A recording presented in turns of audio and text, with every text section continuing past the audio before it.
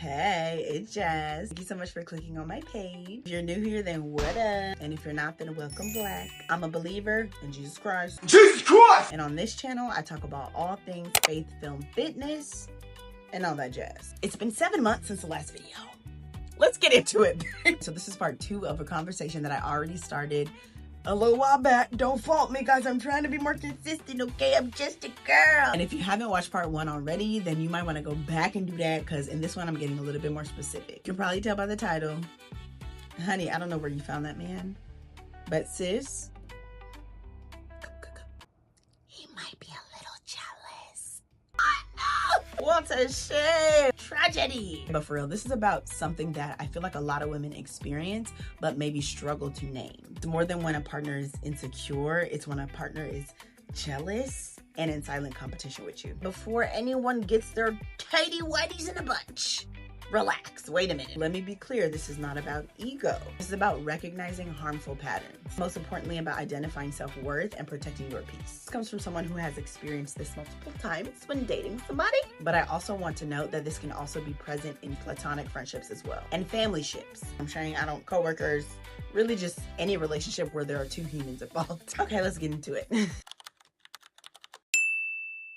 So first, I just want to note that jealousy doesn't always look or feel loud and brash and disrespectful, at least not up front. And I think that's where some of us get it wrong, because sometimes we can be like, but he's so supportive. He's always there for me. Is he? You know what I mean? I just want to help people unpack people's intentions behind their actions so that they can really see, is your partner supportive or are they insecure? Sometimes jealousy in relationships looks like sarcasm, a little joke, backhanded compliment. And the hardest part is when it comes from people who were initially so attracted to your light and your energy until it started to outshine them. And then last thing before we get into it, as you can see, I'm very passionate about this topic. When someone loves you, but is quietly competing with you, it can feel like one of the most disorienting dynamics in a relationship, especially as a woman who is growing and becoming confident and loving themselves. It's so backwards, and it feels like it is literally like doing mental gymnastics, because a lot of times they're saying one thing and they're doing something else. There can be a lot of gaslighting involved. You start to feel like you are going insane, and ultimately it can make you question your own shine instead of questioning that person's insecurity. That stops today. So because of all of that, we are going to break down 7 signs. Know when your partner or the person that you're dating just might be a little bit insecure, a little bit jealous, and in a little bit of competition with you, babe. And I may or may not probably come back for another part. All right, sign number 1. The first sign is when they create false narratives about you that do not actually exist. But why would somebody do that? I'll tell you. A lot of times when the person you're dating is insecure, they start to feel jealous or threatened by the gap between the person who they know you as and maybe who you're becoming. So instead of rising to meet the growth that you're experiencing, they just rewrite the story. They're like, she's not about to be the hero in this story. I'm gonna tell you how the story's gonna go. They start to change the story or distort your motive so that they don't have to confront their own inadequacy. And don't get me wrong, sometimes people do behave like this subconsciously, but most times it's ego. Because let's be honest, they know what you know what you're doing. They simply just need a version of you to exist that is less intimidating to them. So they just make up a story about you that may or may not be true so that they can be less intimidated. Period, point blank. These are some examples of how it can show up. If you've grown, they'll start to tell you you've changed, which shouldn't we all be changing? It's called evolution. I don't know, whatever. You think you're better than me now. You think you're perfect. They start to tell other people a skewed version of your actions. They start to assign negative intent as your motive for something, like so that other people can start to see you in a poor light. It's very strange. One time I dated somebody who literally could not stand the fact that I was so athletically gifted. It was crazy. This person was also an athlete too, so I'm like, what's tea? Like, I don't get it. You're also, anyway, he's mad because I can lift more than him. Just because I can squat more than you don't mean you gotta start making up fake stories, baby. Anyway, he started telling people that I was so clumsy. One day he just woke up and was like, she's clumsy and disoriented, and she's not even as athletically gifted as you guys make her think she is. Whoa. I was so confused, and I feel like maybe this would have been different if I was someone who tripped over my feet all the time, or I would drop things, or I would display behaviors that actually was proof of me being clumsy. But for you to just come out of nowhere and be like, and then I literally asked him, I was like, where did you get that from? Like, why are you saying that? And then why are you telling other people that? Especially people who naturally saw me as being graceful or being athletically gifted. He just didn't like that. He was just like, I don't need proof to say it. I said, huh? You don't need proof for it to be. Is this thing on? This was especially important because I come from an athletic background. So if you watch any of my other videos, you know that I play basketball, I dance, I do a lot of physical activity, and I've done it on the highest level professionally even. So what I remember when I told him that, his whole demeanor went down, like, because he came to the relationship thinking, I'm an athlete, period. And I said, oh, great, me too. And then he said, and he didn't like that. So all of a sudden he made up this idea that I'm clumsy, I don't have any coordination or balance, I'm not a good dancer, I'm not good or as gifted as people are telling me. It was very strange. Ultimately, they just feel really threatened. And speaking of feeling threatened, we're gonna go over to number 2. The second sign is that they do not support your wins. Unfortunately, I've experienced this one probably the most out of everything. Why do they do it? When you win, it reminds them that they're not winning. It reminds them of their stagnation, and they don't like that. Celebrating what you are doing would require them to then confront what they're not doing. And they don't like that. So emotionally, they start to withdraw. They don't like to celebrate you. They don't want to be in your corner. It just reminds them of what they wish they were doing. If you just told them something like really big news and accomplishment, you want to celebrate your win with them, they'll be like, nice, cool. When you share good news, they'll immediately change the subject. They'll give you minimal engagement on your project. So like you just started a content creation journey, or maybe you opened up an Etsy shop and you're selling t-shirts, I don't know, and you're selling them online and you're sharing it. They won't share, they won't repost, they're not buying any of your products. To them, it's out of sight, out of mind. You good? This is my new plant, y'all. She just grew. She was not in the last video. She just grew. I'm such a good plant mom. They may be present, and then you might be like, no, but they've always been there. Have they? They might be physically present, but are they emotionally present? That's a different story. One of my favorite quotes is, if you want to know how someone really feels about you, pay attention to how they react after you give them good news. Number 3. Okay, number 3 is kind of wild because it's the switch up for me. Number 3 is that they resent the very thing that initially drew them to you. So at first, your intellect, your ambition, your creativity, your energy, it excites them, right? Like it's the thing that made them go, oh wow, who is that? I want her. But then once that energy and that creativity and that ambition starts to require them to also change and evolve and develop, and it starts to make them hold themselves accountable, it starts to challenge them. Now it feels like pressure. Now it's like, wait a minute, no, I liked you when I could keep you in a container. Now you're doing too much. They loved your fire when they were able to warm themselves by it. Now they don't like that light exposes them. Another thing is that they don't like that them being attracted to that quality makes them understand that other people are also attracted to that quality. Perfect example. Let's just say you're a beautiful, attractive woman. You get a lot of attention on social media, in person, whatever the case. Maybe they slid into your DMs and they're like, hey, can I holla? It worked. You guys are dating. Happy, happy, fun times. Until they see that now other men are also sliding into the DM. They're interested. Maybe people are complimenting you, commenting, maybe see you in public, whatever the case. And then instead of understanding the difference between seeing attention and entertaining attention, they instantly start to weaponize your attraction because they don't like that your attraction is attracting other people, just like it attracted them. Is that not nuts? What, did you want me to just start being ugly now? Because after you got me, I'm supposed to be some old hag that nobody likes? Realize yourself a little bit. If anything, I feel like you should be happy that your woman is somebody that everybody wants. That means that you were right with your instincts and that she's a baddie. And you should be even more excited that that baddie chose you. For me, this brings up a few things. Like, one, you don't like that she's getting a lot of attention because you think she might be entertaining it. And two, you know that if you were getting all of that attention, you would be entertaining it. So in your mind, you're like, there's no way that she's ignoring these people. There's no way that she has to be entertaining these people. Because if people were in my DMs, I would be entertaining it. You know what I'm saying? That's called projection, honey. No, you can keep that. Keep that over there. We don't do that over here. What it ultimately means is that they liked your glow. They're attracted to your glow. They just weren't prepared to stand beside it. Number 4, girl, they just cannot wait to humble you. Ugh, yuck. Yuck. If they can't outshine you, they will try to humble you, because humbling gives them this false sense of control. It makes them feel like they are quite literally above you, which is quite literally bullying. Let's be real. Let's call a spade a spade. This can show up as highlighting every single mistake that you make. If you're in a good mood or something good happens, they can very much try to knock you back down a few pegs by being like, oh, well, let's not get too excited. Don't get ahead of yourself, or you ain't all that, like relax kind of thing. If you're in a season where you're doing really well, they'll be like, oh, remember that time when you weren't?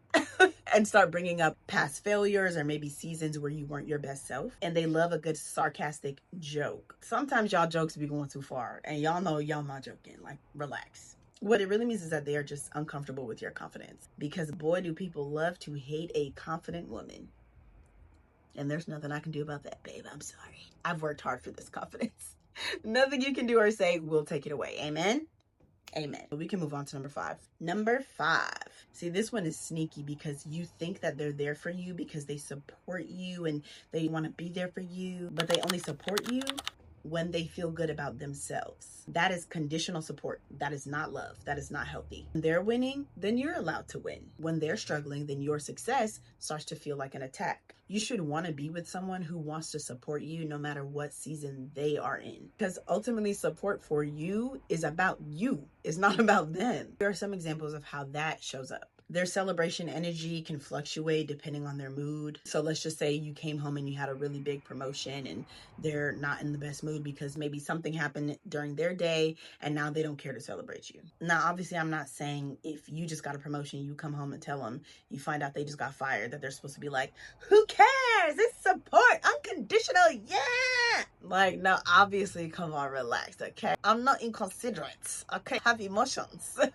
The difference between someone who is like, man, I am really happy for you. I'm just really struggling with this thing right now, but I'm still here. I'm supporting you. I'm there for you. I'm still in your corner kind of thing, versus someone who is like, who is literally resenting you because their life is not going the way that they want it to go. There's a difference, and it's a very, very fine line. It can start to withdraw when you're going through high season. So if you start to win awards and you're starting to get recognition, or maybe your content creating your post goes viral, something like that, they start to sink into the background, like that Homer Simpson meme. He said.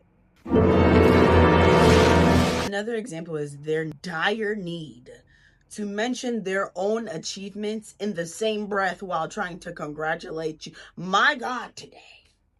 It is so irritating, because I just got a promotion. What do you mean? I remember when I had a promotion, and yeah, I got a raise. Who cares? This is about me. That is not healthy love. Okay, if that happens to you, run quickly. Okay, number 6. This one is also crazy. They're all crazy, actually. Just like you should pay attention to how they support you, you should also pay attention to how they react when other people support you.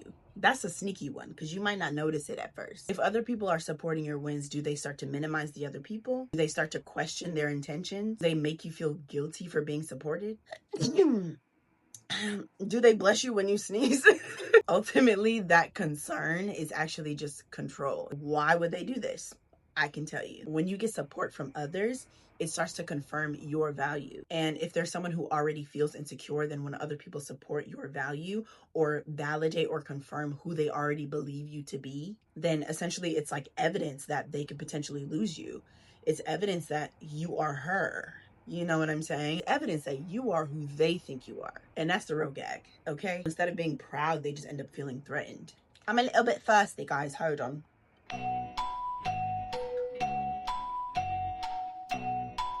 Stanley Cup from Abo Fitness brand. Sponsor me. This can show up like criticizing people who hype you up, acting annoyed when you start to get a lot of attention, or they start to have this subtle like territorial energy where it feels like you're theirs and you belong to them. Or they like do this weird thing where they pedestalize you in a kind of like backwards way. It's very weird. Very manipulative. It's very toxic. I mentioned an example of this in my previous video. I'm a filmmaker, and I had an article come out. It was an article that was published in a magazine, and it was pretty much highlighting my filmmaking endeavors, awards that I've won, stuff like that. I showed it to them. They were not impressed. They started to mock me about it, make jokes about it, and be like it wasn't that deep, it wasn't that important. And they were like, whatever. They didn't want to read it. They didn't care. Right. The grown man, by the way. Grown man in his 30s. Okay. Then I shared the same post on social media, and to be completely honest, I wanted to share it in feed, but I was a little bit insecure about it after sharing it with him and seeing his reaction. I didn't want other people to feel like I was trying to brag or boast about it, but it was really an accomplishment that I was very proud of. And I should have just shared it like, girl, ugh. So I just put it on my story because I'm like, okay, it'll be gone in 24 hours. Who cares? And I had a bunch of people reposting it, sharing it, liking it, commenting, sharing it on their own stories. A bunch of people were like, can you make your page public so I can share it? This is amazing, blah, blah, blah, blah. People were telling me to post it on my feed, all sorts of things. This man comes to me and says, why are so many people liking and sharing your story? What's the big deal? What's the big deal? Like, why is everyone supporting you? It's not that deep. I said, let me get this straight. The person you are dating just got a feature in a magazine article about her accomplishments in her career. You didn't even read the thing because you were intimidated and jealous that you didn't get a feature. And then you saw that other people were doing it. Instead of then at least hopping on the bandwagon late and starting to join in their support. No, you didn't do that. What you did was come to me and ask me, why are so many people sharing my posts? What's the big deal? Why is everyone reposting it? It's not that deep. The scream that I scrumped. The only way you could be asking me this question is if you are doing crack cocaine. You gotta be doing crack. What do you mean? Ultimately, I think actions like this make them feel like they are replaceable. Because they are. And so it's the truth. If you got anything right, it was that. Replaced, out of there, quickly. All right, last one. And then finally, number 7. This one really hurts because this is like, ugh, it hurts. Their energy shifts from good to bad when you come out of a bad season. So they were comfortable when you were struggling, when you needed them, when you was broke, you was down bad, when you went through a depression, lost that job, estranged from friends or family. Maybe you were in an isolated season and you didn't have anyone else. They love that. But as soon as you healed, as soon as you got that promotion, as soon as you found your footing, as soon as you gained that confidence back, as soon as you remembered you were her, Nope. The energy changed, and that tells you everything you need to know. Why would they do it? I'll tell you. When you were struggling, it was a safe space because they felt needed. They felt like they were equals with you, and they maybe even felt ahead, like they had a leg up. But then when you start to rise again, the balance starts to shift, and they're like, uh-oh, wait a minute. Your comeback might have forced them to reckon with themselves, like, have I grown? Because she's grown, and clearly she's coming up. Have I also grown? And unfortunately, when they haven't grown with you, it shows. Some signs of this showing up is maybe they were really attentive when you were in your low season, and now they're becoming distant or avoidant when you start to glow up. Overall, the energy just changes when you start to come out of a bad season. What it really means is that they were comfortable being your anchor. They were comfortable when you were codependent and you were relying on them. But they don't like the fact that you growing is starting to expose the fact that they haven't. And unfortunately, it is a low down dirty shame. What a shame. Okay, I'm going to wrap it up now, but I do want to leave you with this. Just a reminder, guys, healthy love does not compete with you. You don't need to shrink your own light in order to feel safe and secure. If someone is jealous of you, if someone is intimidated by you, someone tries to pull you down, that is a reflection of them, not of you. Do not dim your light for somebody else. I know you're probably tired of hearing people say that, but people keep saying it because it's true. There are people out there who are really energy suckers, and people really like to find someone who has a glow about them and a light about them, especially if your intentions are pure and genuine, and they like that, and they're like, yeah, they'll hover around you just to suck all of the energy out of you. I swear. I dated somebody and he told me that he just wanted to constantly be around me because he wanted my energy. And at the time I was like, oh my gosh, that's romantic. No, that's not romantic. That sounds like someone who is a leech, who doesn't have a good energy about his own self. And so he's trying to be around you so that he can take the energy that you have. And I'm not gonna lie, it worked for a little bit until I clocked what was happening. I said, wait a minute. Hey, something's not right. And I got up out the jam, okay? Remember that it is not your job to dim your light. It is your job to decide who gets to stand next to it. So I definitely will have more parts coming. As I do want to discuss more signs, what to actually do once you start to spot this kind of behavior with someone that you're dating, or friends or family, whoever. And I want to do a deep dive, a little breakdown onto case study examples of like figures, celebrities, influencers who we've seen experience dating jealous partners in the public eye. There's a lot of people to choose from, unfortunately. But until then, sis, know the signs and protect your peace. Because unfortunately, he just might be jealous of you. All right, that's all I got for today. I'll see you in the next video. Bye.